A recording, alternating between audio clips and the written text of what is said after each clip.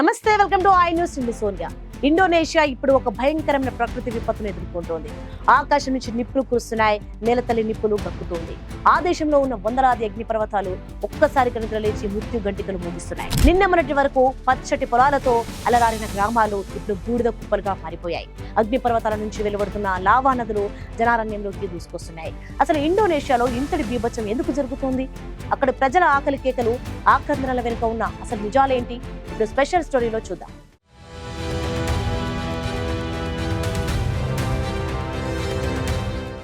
ప్రకృతి తన విశ్వరూపాన్ని చూపిస్తోంది. ఇండోనేషియా ఇప్పుడు అగ్నిపర్వతాల ఆగ్రహానికి అల్లాడిపోతోంది.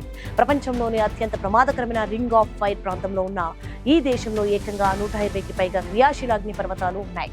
ఇప్పుడు అవి ఒకదాని తర్వాత ఒకటి విస్ఫోటనం చెందుతూ నరకాన్ని చూపిస్తున్నాయి. కరాకాటావో, మౌంట్ మొరాపి వంటి అగ్నిపర్వతాలు బద్దలైన తీరు చూస్తుంటే ప్రళయం ముంచుకొస్తుందా అన్నట్టుగా ఉంది. వేలడుగుల ఎత్తుకు ఎగిసిపడుతున్న బూడిద మేఘాలు సూర్యరశ్మిని కూడా కమ్మేస్తున్నాయి. పగటిపూట కూడా చీకట్లు ముసిరినట్లుగా గ్రామాలు కనిపిస్తున్నాయి. అగ్నిపర్వతాల నుంచి వెలువడుతున్న పైరో క్లాస్టిక్ ఫ్లో అంటే వేడిగాలి బూడిద ప్రవాహం గంటకు 100 కిలోమీటర్ల వేగంతో గ్రామాలపై విరుచుకు పడుతోంది. సెకండ్ల వ్యవధిలోనే ఇల్లు, వాహనాలు, పశువులు అన్నీ కాలి బూడిదైపోతున్నాయి. ఇండోనేషియా ప్రభుత్వం ఇప్పటికే లక్షలాది మంది ప్రజలను సురక్షిత ప్రాంతాలకు తరలించింది. అయినప్పటికీ అకస్మాత్తుగా జరుగుతున్న విస్ఫోటనాల వల్ల ప్రాణ నష్టం తప్పడం లేదు.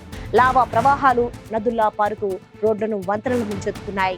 దీంతో సహాయక చర్యలకు కూడా తీవ్ర ఆటంకం కలుగుతోంది. అంతేకాదు, ఈ అగ్ని పర్వతాలు కేవలం నిప్పునే కాదు, విషాన్ని కూడా చిమ్ముతున్నాయి. అగ్నిపర్వతాల నుంచి వెలువడుతున్న సల్ఫర్ డయాక్సైడ్, ఇతర విషవాయువులు వాతావరణంలో కలిసిపోతున్నాయి. దీనివల్ల ప్రజలకు శ్వాస తీసుకోవడం నరకప్రాయంగా మారింది. కళ్ళు మండటం, చర్మ వ్యాధులు రావటం వంటి సమస్యలతో ప్రజలు విలువిల్లాడుతున్నారు. వీటన్నింటికీ తోడు వాతావరణ మార్పుల వల్ల ఏర్పడుతున్న అసమతుల్యత కూడా ఈ అగ్నిపర్వతాలను మరింత రెచ్చగొడుతోందని శాస్త్రవేత్తలు ఆందోళన వ్యక్తం చేస్తున్నారు. ప్రకృతితో చేసిన ఈ యుద్ధంలో ఇండోనేషియా ప్రజలు నిస్సహాయాలుగా మారిపోయారు. చేతికొచ్చిన పంట బూడిదైపోయింది, తలదాచుకున్న గూడు కూలిపోయింది. భవిష్యత్తు ఏంటో తెలియక ఎప్పుడు ఏ కొండ బద్దలవుతుందో తెలియని భయం గుప్పిట్లో వారు బతుకుతున్నారు. అంతర్జాతీయ సమాజం సాయం అందిస్తున్న అగ్నిపర్వతాల కోపం మాత్రం చల్లారడం లేదు.